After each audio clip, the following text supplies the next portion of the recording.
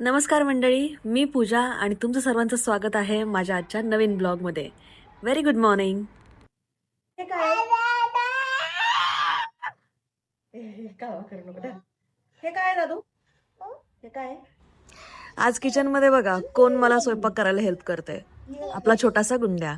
गुंड्या almost 9 महिन्याचा होता तेव्हापासून आम्ही त्याला डेली ब्रेकफास्ट मध्ये अंड देतो. न्यू न्यू छान आहे, छान आहे. हे काय आहे? आणि इथे ठेव, चल आत कर. चलो ड्रायव्हर गाडी निकालो.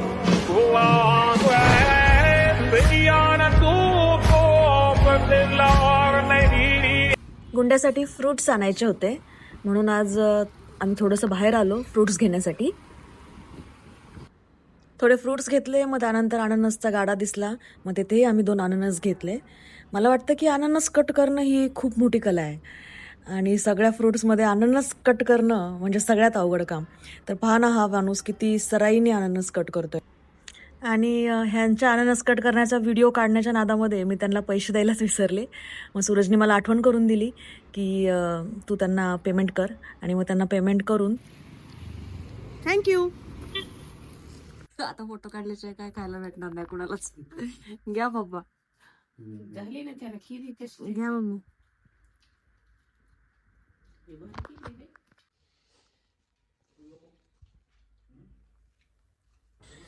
आपले काही ठरलेले वार्षिक खर्च असतात बघा, फिक्स जे द्यायचेच असतात. त्यापैकीच एक माझा हा खर्च आहे, तो म्हणजे दरवर्षी चावीवाल्याला वर्षातून 2 ते 3 वेळा तर आम्ही नक्कीच बोलवतो. तर गॅलरीतून जोरात वारा आलं आणि त्यामुळे बेडरूमचं दार बाय डिफॉल्ट लॉक झालं आणि ते काय बाहेरून ओपन झालं नाही आणि की बेडरूममध्येच राहिली. मग शेवटी आम्ही एक कीवाल्याला बोलवून घेतलं, त्याच्याकडनं चावी बनवली आणि मग ते दार उघडून घेतलं. नंतर गुंड्यासाठी छानसे कणीस वगैरे उकडून घेतले. सगळ्यांनी मिळून छान कणीस खाल्ले आणि नंतर थोडंसं काम आवरून आम्ही आमच्या शॉपवरती आलो. तर शॉपवरच्या आज गावरान कोंबड्या संपल्या होत्या, 1-2च शिल्लक होत्या. शॉपचं काम आवरलं. आपलं खराडी एरियामध्ये आपलं शॉप आहे.